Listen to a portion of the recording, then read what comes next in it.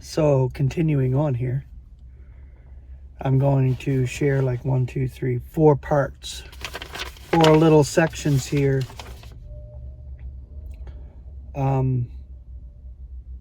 In this article that I'm sharing on world or cosmos. The next part is the figure of association. So except in 1 Peter 3:3, where it is used of the adornment of a woman, it is used literally as well as figuratively for the human heart as an implication. The word world is almost always employed in the figure association.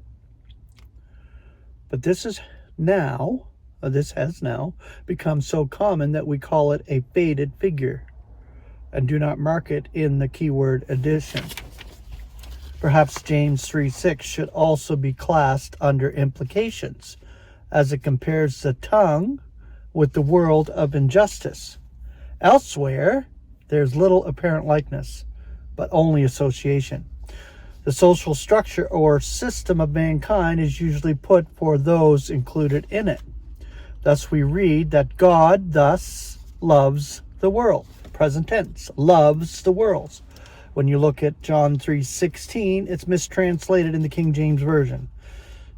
It's present and active in the world right now. So God's love is present and active in the world. He's conciliated to the whole human race. He's at peace with the world right now. So God thus loves the world. That is, those living in the world order, which brings us to destruction. It is just as if we spoke of saving a ship, which was doomed, when we really mean the passengers and the crew. All right, the foundation of the world. A phrase which is much to blame for our misconceptions as to the meaning of the word world, is the foundation of the world. The word themelios in the Greek, which really signifies foundation in Luke chapter 6:48, 1 Corinthians 3:10, Revelation 21:14, etc., is never associated with the word world in the scriptures. To us, the foundation of the world suggests the commencement of the physical universe, a sense which seems entirely absent from the scriptures. Though well known in science, it always refers to the disruption of a social order, not to the building of a material edifice. Loving the world, the social aspect of the world, the social aspect of the world is presented by the Apostle John to the circumcision. He speaks of the world as passing by and exhorts his readers not to love the transient system. So do not love the system of things right now.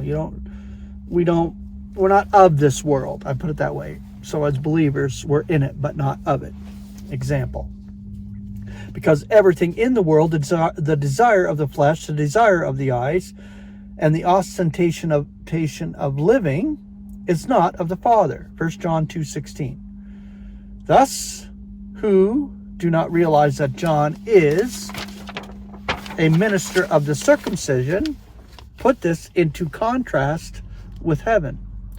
But the real contrast is with the next world or the next eon. Now these desires are based on man's world, and all is false and fleeting.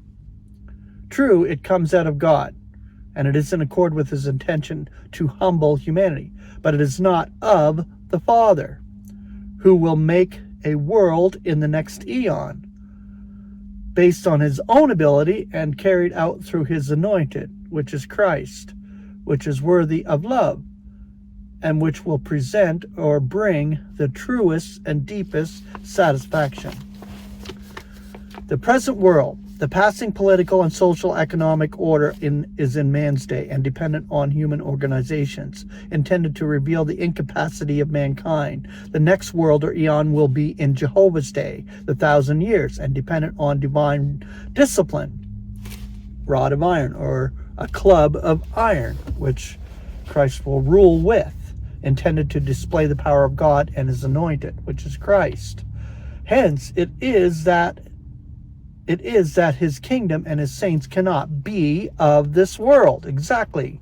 We are not adapted to the political methods of today, hence must be subject.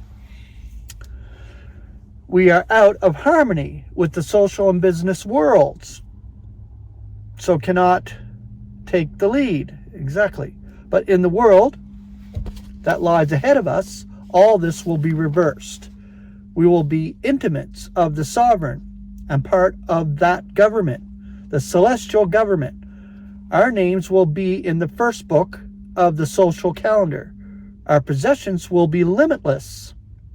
Get it? Our possessions will be limitless. Spiritual blessings among the celestials in Christ. So will it be with the saints of the millennial kingdom on the earth. They belong to a different world from this. The foundation of the present world system is given us in the words which God spoke to Noah immediately after the ancient world in Genesis chapter 9 had been destroyed by the flood. There is to be the fear of a man, or fear of man, upon all the other creatures of the earth. He is to eat the moving souls as well as the herbage, but not the blood, which must be drained at once from dying animals to save suffering. That ergo the sacrifice that was ensued after the flood. And human government is instituted by giving man the right to shed blood. This is the divine authority for human government and shows why its functionaries are servants of God. This is God's order or world for today, and no saint has the right to destroy it or to oppose it, not even to bring it in the millennium. The world order can be inaugurated only by the same one who started the present system in the days of Noah. All right, so we'll move on to another video. In the next video, we will share the next part, which is a longer part. I think this is the ending part here. Let's see. Yeah, it's a longer part, so we'll have to break that up as well, which is perfect. All right, thank you for watching. Grace and peace.